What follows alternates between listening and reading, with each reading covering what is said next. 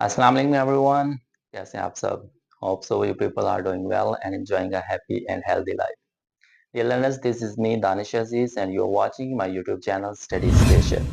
मैं आप सब लोगों को अपने इस चैनल स्टडी स्टेशन पर वेलकम करता हूं। Dear learners, first of all, अगर आपने मेरे इस चैनल को सब्सक्राइब नहीं किया, so it's request to all of you कि सबसे पहले मेरे इस YouTube चैनल को सब्सक्राइब करें ताकि आपको बहुत सी इंफॉर्मेटिव जो वीडियोस है वो मिलती रहें। सो डियर स्टूडेंट्स, आज हम डिस्कस करने जा रहे हैं world literature. BS English 8th semester के अंदर एक सब्जेक्ट है जिसका नाम है world literature and today we are going to discuss the last point of this subject. आज हम इस सब्जेक्ट वर्ड लिटरेचर के लास्ट पॉइंट लास्ट शायर को डिस्कस करेंगे। इससे पहले हम जिन पॉइंट्स को डिस्कस कर रहे थे सच एस बाबा बुल्ले शाह और इसके साथ हम डिस्कस कर रहे थे जलालुद्दीन रूमी साहब जो कि हमें डिवाइन लव की तरफ और स्पिरिचुअल लव की तरफ लेके जा रहे थे। And this personality this poet ये हमें लेके जाएगा फिर वर्ल्डली लव की तरफ। पहले हमें इश्क हकीकी की तरफ लेके जाया जा रहा था और ये जो राइटर है ये जो पोइट है ये हमें इश्क मजाजी की तरफ वापस लेके आएगा। So today the poet which we are going to discuss is very famous, is very effective, is one of the finest poet of Turkish modern literature. ये तुर्की ज़ुबान के मॉडर्न लिटरेचर का एक बहुत ही मशहूर बहुत ही ख़ास किस्म का शायर है जिसको आज हम डिस्कस करने जा रहे हैं। जी, my mean to say that we are going to discuss Nazim Hikmet यार। जी, नाज़म हिकमत यार आपके लास्ट शायर हैं जिनको हम आज की अपनी इस वीडियो का हिस्सा बनाएंगे। नाज़िम हिकमत यार एक तुर्की के शायर हैं, तुर्किश लैंग्वेज के शायर।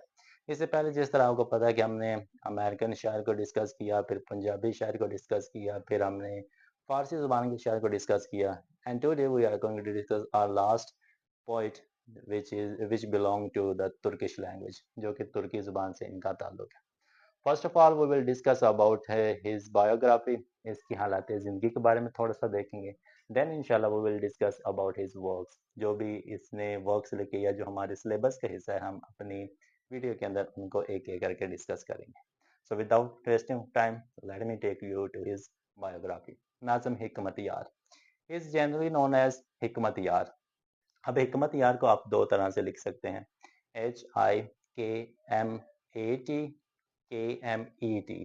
ए भी लिख सकते हैं और ई भी लिख सकते हैं, दोनों ही जो स्पेल होंगे वो आपके एक्यूरेट होंगे। नाज़िम हिकमत यार ये तुर्की ज़ुबान के बहुत ही बड़े शायर हैं and he was born in 1902।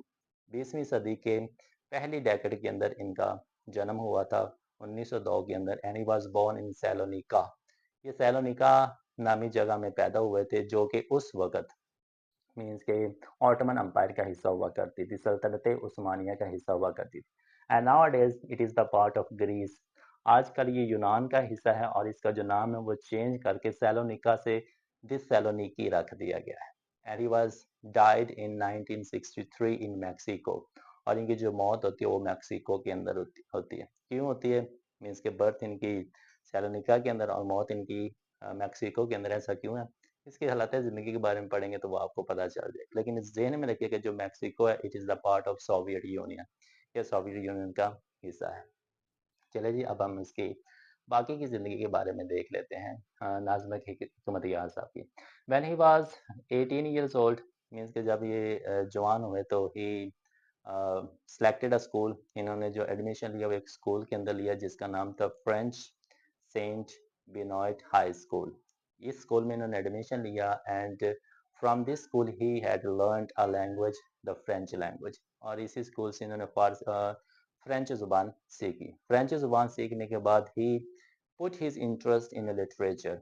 इन्होंने जो अपनी जो दिलचस्पी थी, इंटरेस्ट था, वो टोटली तौर पे इन लिटरेचर में लगा दिया। When he was just 18 years old, 1920 के अंदर इन्होंने लिटरेचर की तरफ अपना ध्यान देना शुरू किया। जैसे इन्होंने लिटरेचर की तरफ ध्यान देना शुरू किया, he started writing various works.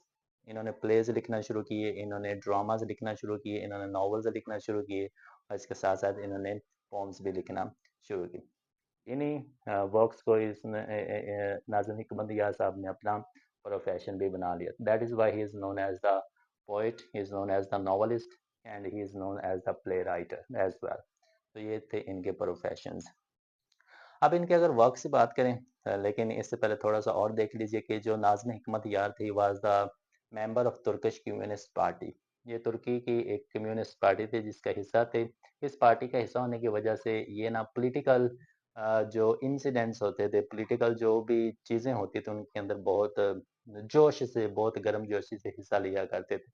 जिसकी वजह से ना उनको बहुत ज़्यादा दफ़ा गिरफ्तार भी किया गया और गिरफ्तार होने की वजह से इन्होंने जो अपनी मोस्टली ज़िंदगी गुज़ारी थी ना, वो एग्ज़ाइल के अंदर गुज़ारी थी। कभी पेरिस, कभी मॉस्को, कभी मेक्सिको और कभी दूसरे शहरों के अंदर इनको ना जाना पड़ता था, जला वतन कर दिया जाता था। जिसकी वजह से इनकी जो मौत होती है, वो मेक्सिको के अंदर होती है, सोवियत यूनियन का जो हिस्सा है। So this is all about his biography. और भी बहुत सी चीज़ें, लेकिन हम अपनी इस वीडियो को उतना लेंथी नहीं करेंगे, जितनी ज़रूरत है हमने उन चीज़ों को डिस्कस कर लिया।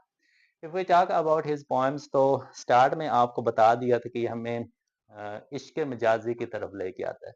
जो हम लोग एक दूसरे से मोहब्बत करते हैं, कोई लव हो गया, कोई लवर हो गया, कोई बिलव्ड हो गया, तो ये ना इस तरह की मोहब्बत की चीजें आपस में करते हैं।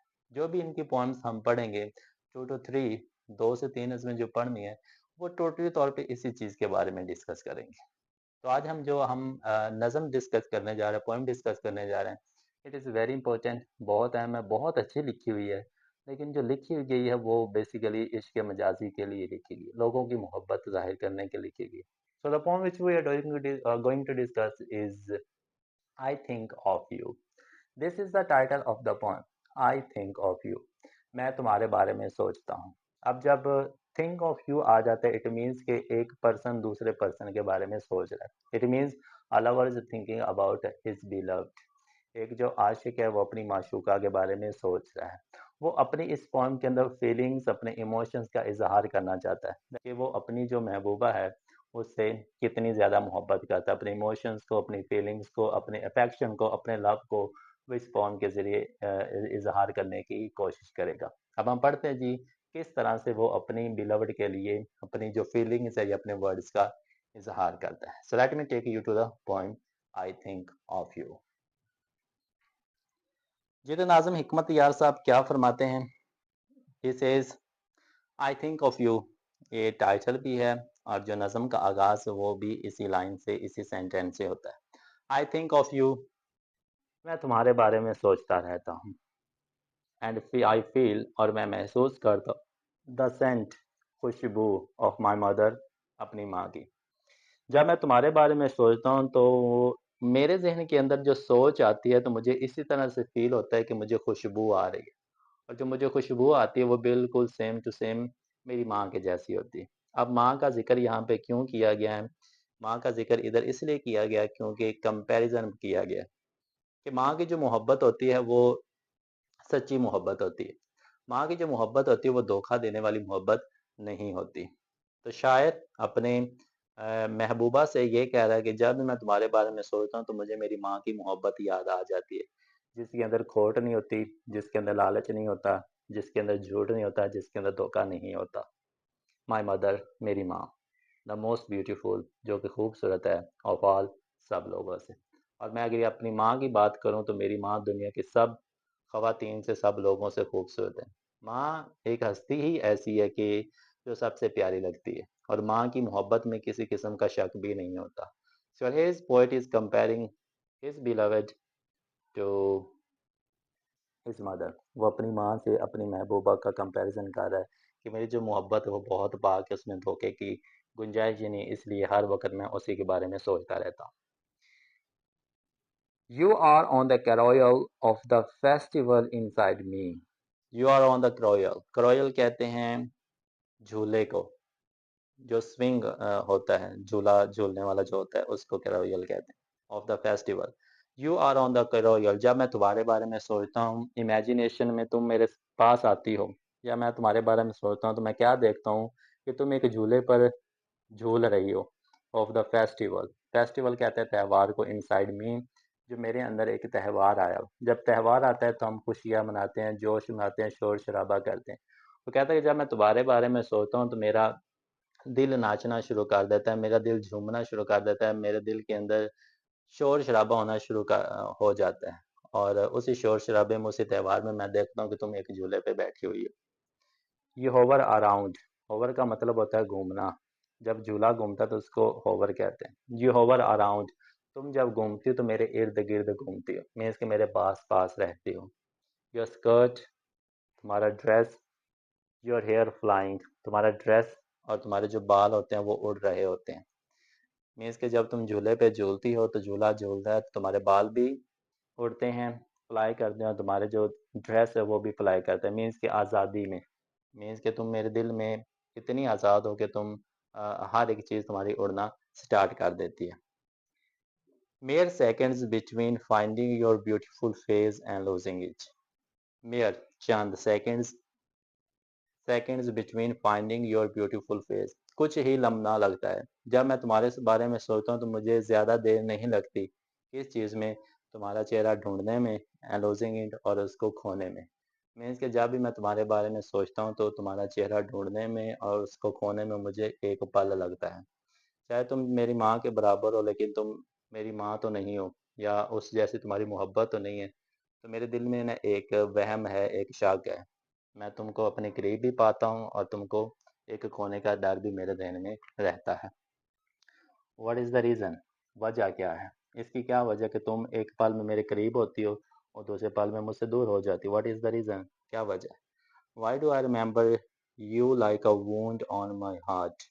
व्हाई, क्यों? आई डू आई रिमेंबर, मैं तुम्हें याद रखता हूँ।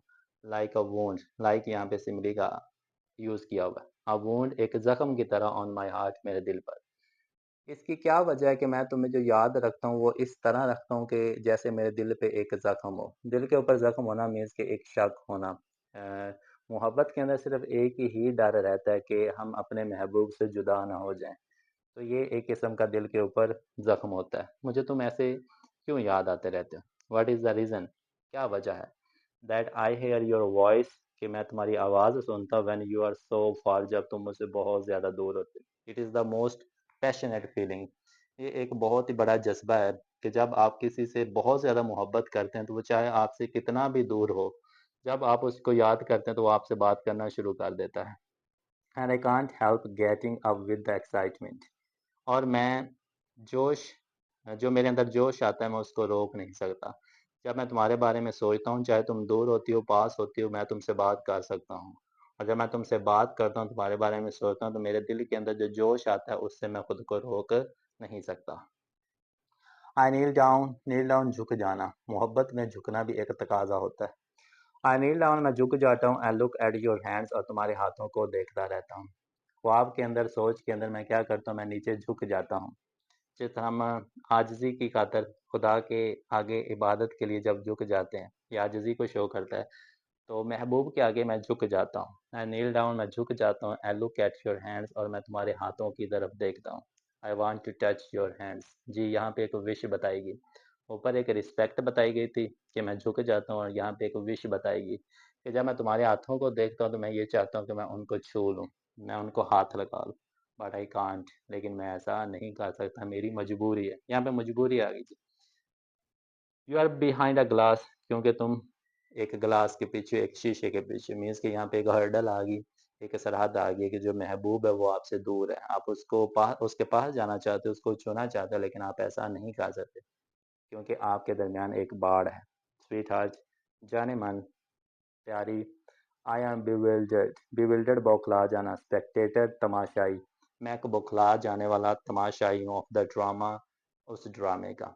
मीन्स कि जो तुम्हारा एक ड्रामा चल रहा होता है मेरे जहन के अंदर, मेरे दिल के अंदर, मैं उसका बौखला देने वाला एक तमाशाई हूँ। मीन्स कि जब मैं तुम्हारी सूरत देखता हूँ मैं बौखला जाता हूँ, जब मैं तुम्हें याद करता हूँ मैं बौखला जाता हूँ, मुझसे सब्र नहीं होता।